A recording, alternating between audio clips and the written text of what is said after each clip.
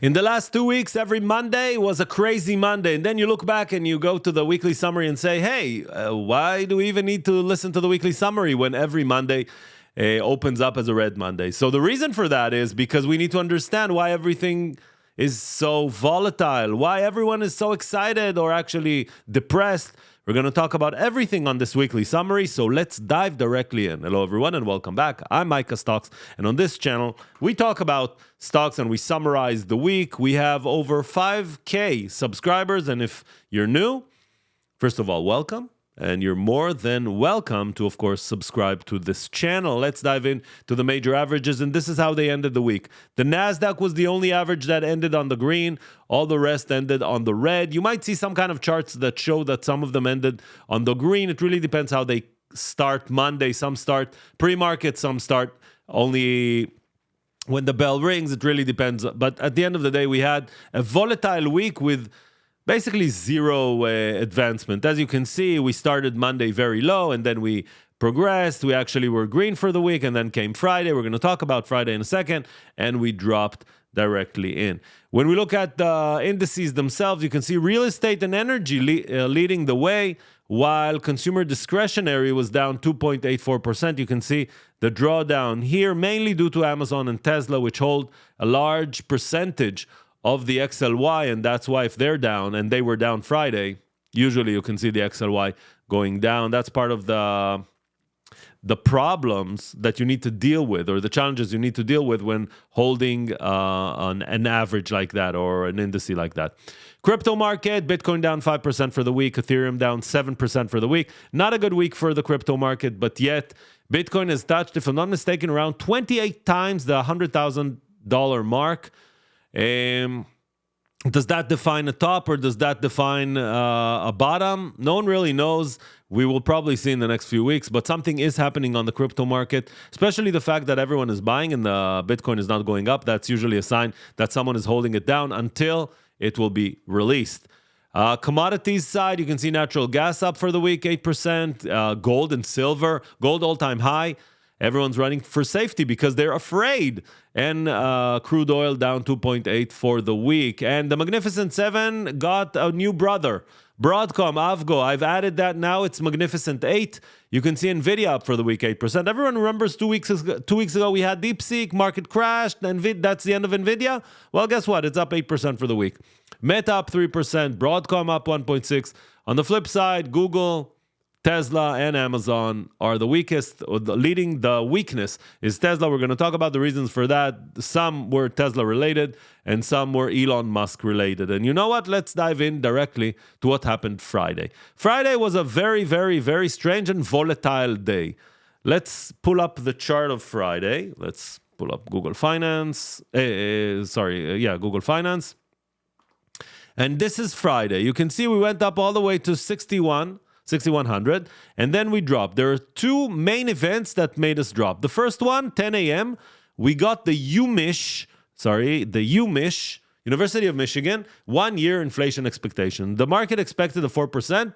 UMich came at 4.3, meaning everyone is afraid of inflation. That was the first whammy that brought us down. Second whammy, we got the Trump here meets the Japanese prime minister and talking about tariffs on Japan. Then we get the double whammy. But actually, the market started on the green, as you can see. We went up and we were up around 0.2%. Why did that happen? Because we got a good unemployment report. We didn't get a lot of new openings, but we did saw a reduction in unemployment. How does this all sum up? We are at a time of volatility. A lot of executive orders, a lot of changes in the government. And we're seeing that in the stock market. We're seeing ups and downs. All these are part of the volatility that we will and are facing. We also had a lot of earnings this week. You can see here the companies that reported this week. And what did we learn from them? We didn't learn anything except that big companies, hyperscalers, are still investing heavily in GPUs, CPUs, and everything related to CapEx. But saying that we didn't learn anything is actually very good, because it means that companies are working strong and diligently to increase their top line and bottom line. There wasn't anything crazy that we saw a sector that is underperforming or something like that. Most of the companies are surprising to the upside. So this is basically good news for the market. We talked about the unemployment. We started the week with tariffs, and basically Monday we ended that saga with Canada agreeing to deploy 10,000 soldiers or border control, whatever you would call it. And they're going to appoint a fentanyl czar, because it wasn't a trade war. It was basically a drug war, which looked like a trade war. Everyone was confused. Trudeau talked to Trump and they figured it out. Then actually before that, Sheinbaum, Mexico's president, talked to Trump and they also sorted that out. 10,000 Mexican soldiers on the border to prevent drugs, fentanyl and others going into the US. So that was Monday and ended everything very, very fast. So that worked.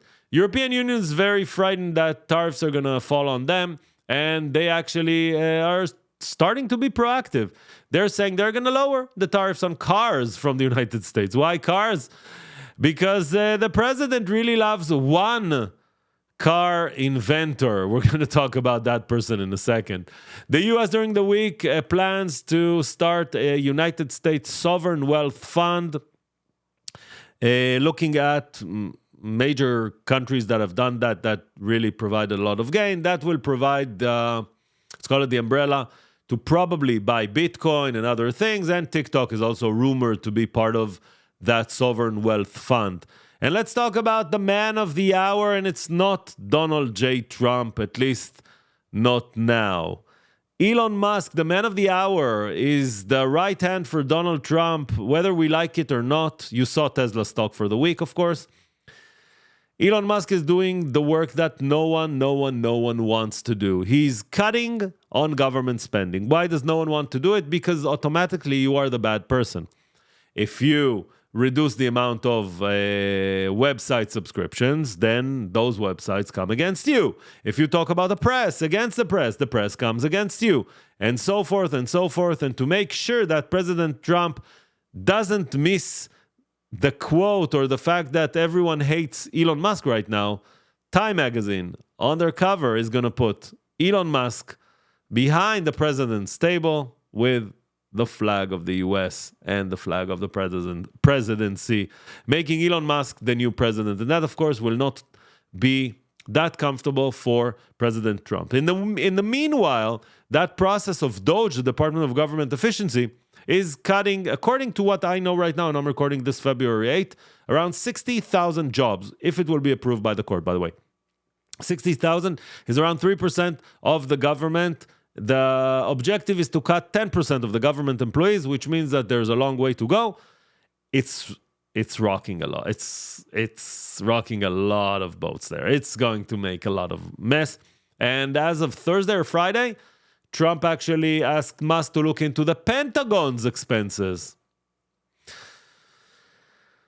If you're a Tesla investor, you need to embrace the volatility ahead. Let's talk about China. 10% tariffs on products. They're also going to probe Google, Nvidia, and Intel. They're going to look into the Apple App Store practices. They're showing America that not only America can put on tariffs, but also they can do the same. During the week, David Sachs held a press conference with several senators and congressmen, saying that he's going to look into the feasibility of strategic Bitcoin reserve, giving himself 80 days to take a decision on that. The SEC has created a crypto task force. Once the government changed, people are not bearish on that, at least not now. Eric Trump, Trump's son, tweets, in his opinion, it's a great time to add Ethereum. Then he says it's a great time to enter Bitcoin. I'll stop for a second. In the last 2 weeks, actually in the last 6 months, but let's focus on the last 2 weeks, we have seen behavior and communication that we haven't seen before. I'm not judging and saying it's good or bad. It doesn't matter. It's happening.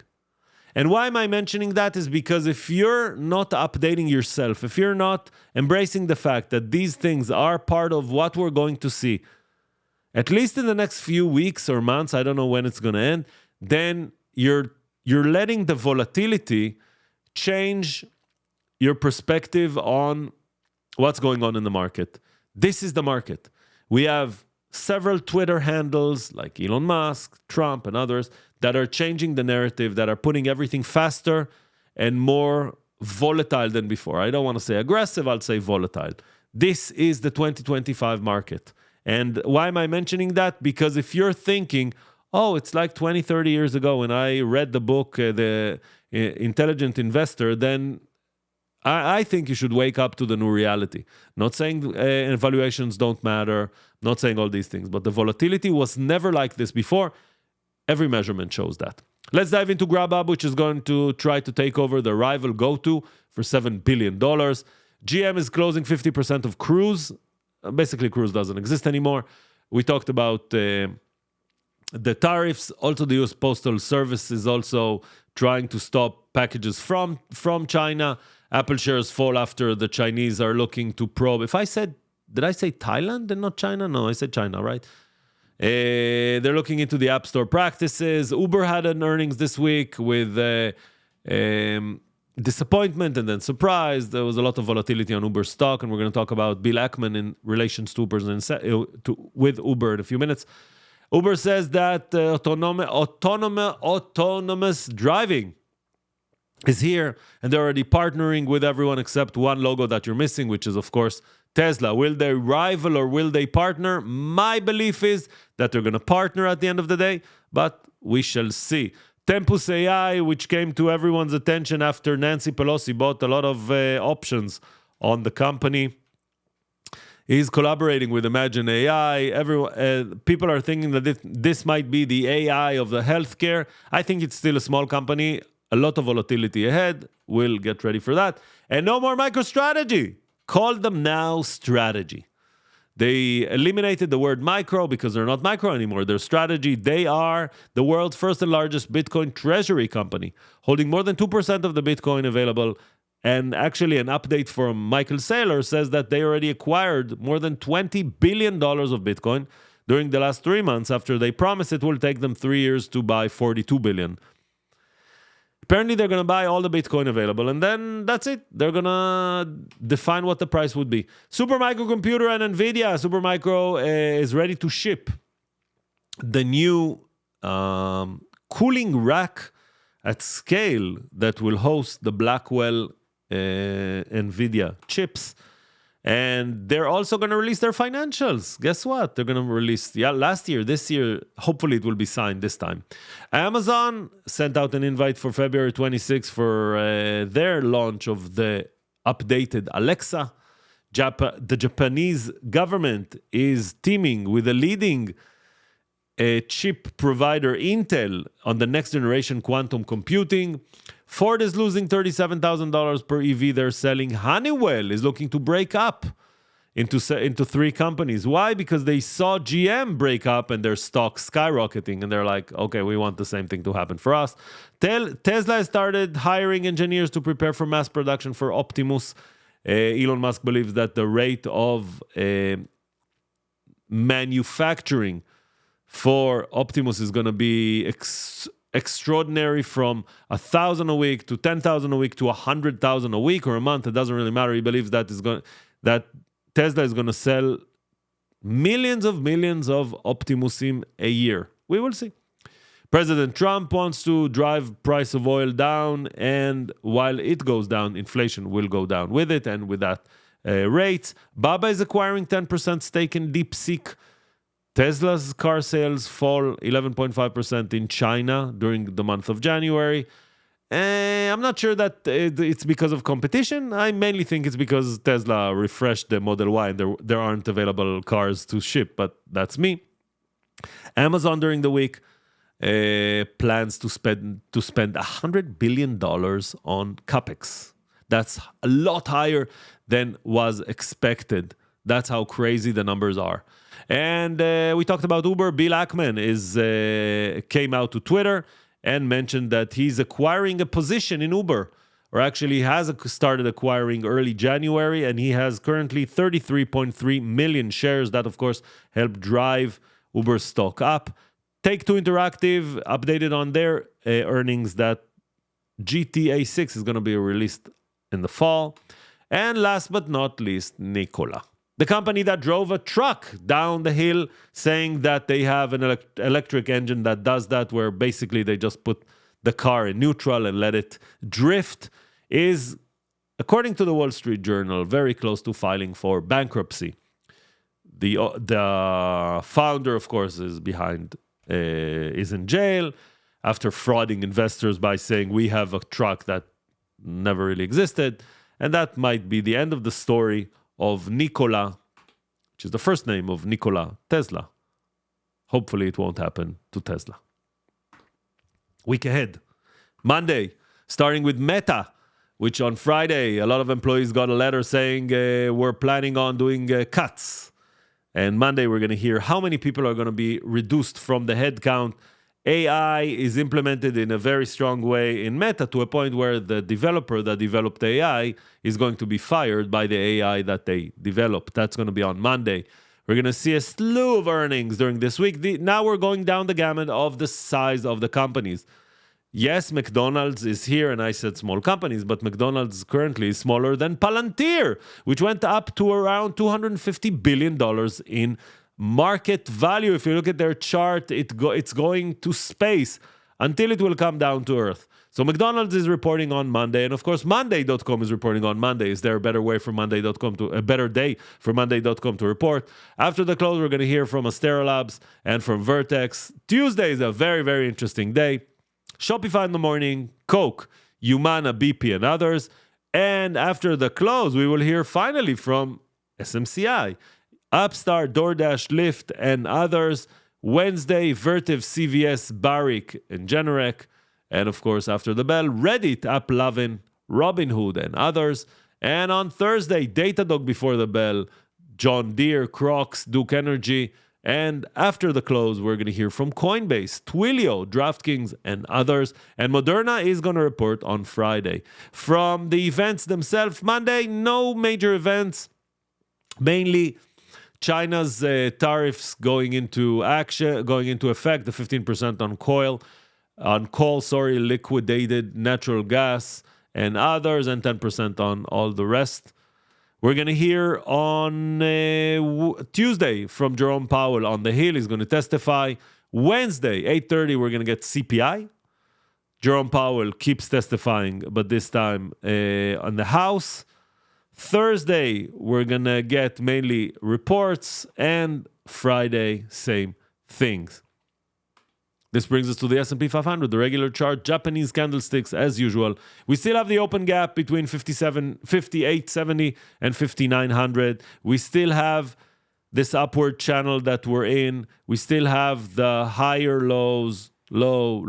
We're going up on an upward trajectory. The green line here is the 50-day moving average. We're above it. We had a very nasty candlestick on Friday, which means we got a lot of selling pressure on Friday. We might see a continuation for at least around 59.63, something like that. But as you can see, the S&P 500 for the best part of the last few months is doing basically nothing. So we're still in this trading range, which frustrates a lot of people until it will be resolved. Usually on an uptrend, it's resolved to the upside. Hopefully, it won't be the other side. That's where we're going. You know what? Maybe this week we're going to see a new all-time high. I'm not sure, but it really depends on a lot of factors. If not this week, probably in the next few weeks we will see a new all-time high, at least for my prediction. But you know who predicts? No one. Till next time, it was great seeing you. You will hear from me and see me next week. Same time, same place. Bye-bye.